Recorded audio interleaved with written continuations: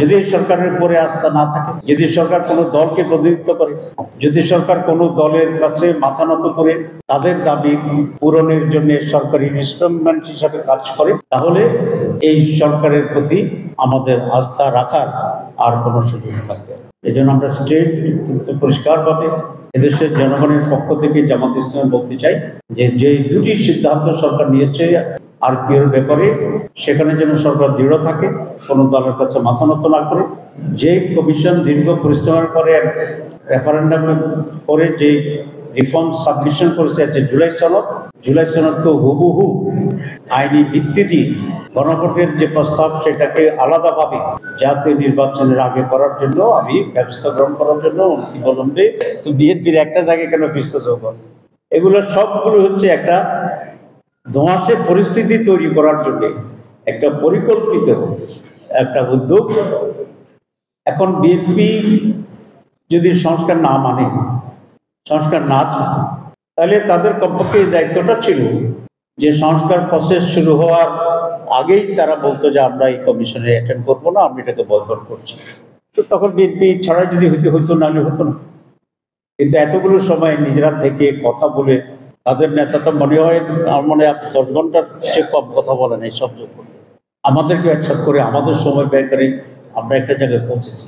এখন এই কথাটি বলা আমি মনে করি তাদের দায়িত্বহীনতার পরিচয়, নতুন করে দেশে একটি রাজনৈতিক সংকট তৈরি করার অপপ্রয়াস, এবং ফেব্রুয়ারিতে যে নির্বাচনটি এসে গেছে এই নির্বাচন সম্পর্কে মানুষের ভিতরে সংশয় তৈরি করার একটি অপকৌশল, এবং তারা অন্যায়ভাবে এই সরকারের উপরে চাপ সৃষ্টি করছে।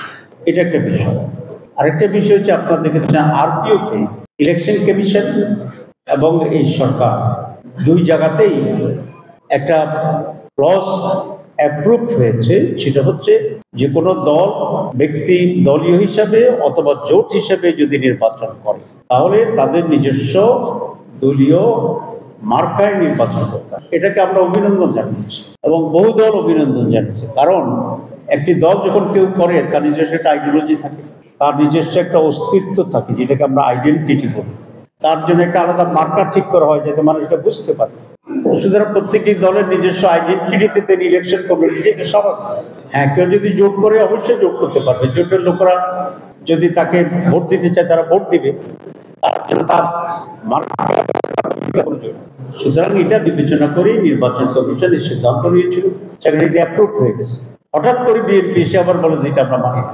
এখন তারা সরকারের উপর চাপ দিচ্ছে যে এটা পাস করছে এটাকে আবার চেঞ্জ করে দেওয়ার। তাহলে তারা আরপিও মানে না, তারা সংস্কার মানে না, তারা সংস্কারের প্রক্রিয়া মানে না। এরপরে আসছে সংস্কারের জন্য একটা গণভোট আয়োজনের জন্য, এটা প্রস্তাব ছিল।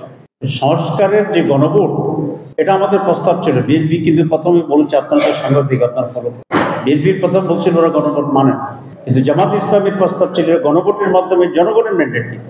জনগণ যদি বলে ইয়েস ইয়েস, জনগণ যদি বলে যে নো নো, জনগণই তো সবচেয়ে ক্ষমতার উৎস।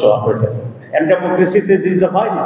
এখন বিএনপি এসে পরে বললো যে আমরা মানি, তবে জাতীয় নির্বাচন আর গণভোট একসাথে হইতে হবে, দুটো একেবারে আলাদা।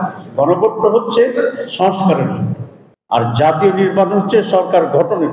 কিন্তু এখন আমি যে বলেছিলাম তারা তালের রস আমের রস একসাথে করে দিতে। এটা কেন হচ্ছে? ওরা প্রত্যেকটি জায়গায় গিয়ে একটা ঝামেলা তৈরি করার একটা সিদ্ধান্ত নিয়েছে, এবং সেটা কেন নিয়েছে আমার বুঝে আসে না। কারণ যদি নির্বাচন না হয় তাহলে এখানে বিএনপির খুব লাভ আছে বলে আপনার, যদি নির্বাচন না হয় তাহলে কি হবে? তাহলে যারা ষড়যন্ত্র করছে, যারা ভারতে বসে আছে, যাদের বিরুদ্ধে আমরা রক্ত দিয়ে দেশ থেকে মুক্ত করেছি, তারাই তো আরেকটা সুযোগ পায়। তো এই সকল আচরণে মনে হয় যে বিএনপি সংস্কারবিহীন যে বাংলাদেশ, সে বিগত সরকারের যে বাংলাদেশ, আওয়ামী লীগের যে বাংলাদেশ, মনে হয় যেন তারা আবার সেই জায়গায় ফিরে যেতে চাচ্ছে। এবং সেই কারণে আমরা বলেছি বাংলাদেশকে আওয়ামী জাহেলিয়াতের দিকে ফিরে যেতে এদেশের মানুষ কখনোই দেবে না। বাংলাদেশ আজকের সরকার ব্যাপারে আমি কথা বলতে চাই, পত্রপত্রিকার নানা বক্তব্য আসছে, সরকার আমাদেরকে কিছুই এখনো জানায়নি।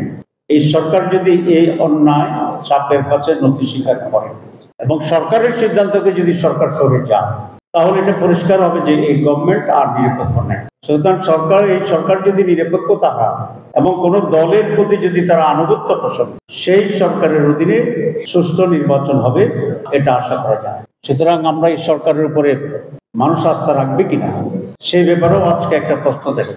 যদি এই সরকারের উপরে আস্থা না থাকে, যদি সরকার কোনো দলকে প্রতিনিধিত্ব করে, যদি সরকার কোনো দলের কাছে মাথা নত করে তাদের দাবি পূরণের জন্য সরকারি ইনস্ট্রুমেন্ট হিসাবে কাজ করে, তাহলে এই সরকারের প্রতি আমাদের আস্থা রাখার আর কোনো সুযোগ থাকবে। এই জন্য আমরা স্টেট পরিষ্কারভাবে এদেশের জনগণের পক্ষ থেকে জামাত ইসলাম বলতে চাই যে দুটি সিদ্ধান্ত সরকার নিয়েছে আরপিওর ব্যাপারে, সেখানে যেন সরকার দৃঢ় থাকে, কোনো দলের কাছে মাথা নত না করে। যে কমিশন দীর্ঘ পরিশ্রমের পরে রেফারেন্ডাম করে যে রিফর্ম সাবমিশন করেছে, যে জুলাই সনদ তো হুবহু আইনি ভিত্তি দিয়ে গণভোটের যে প্রস্তাব সেটাকে আলাদাভাবে জাতীয় নির্বাচনের আগে করার জন্য আমি ব্যবস্থা গ্রহণ করার জন্য অনতিবিলম্বে উদ্যোগ নেওয়ার জন্য সরকারের কাছে দাবি। আমরা খুবই একটি বিষয় আশঙ্কা করছি যে ঐকমত্য কমিশন 28 তারিখে রিফর্মস চার্টার সেটা সাবমিট করেছে। এখানে একটা আদেশ দেওয়ার কথা সাংবিধানিক ভাবে। আমরা আশা করেছিলাম 24 ঘন্টার ভিতরেই সরকার এই আদেশ দেবে, যেহেতু সময় কম, গণভোট দুটো ইলেকশন করতে হবে আমাদেরকে এই অপসময়। Well done, side by side, free.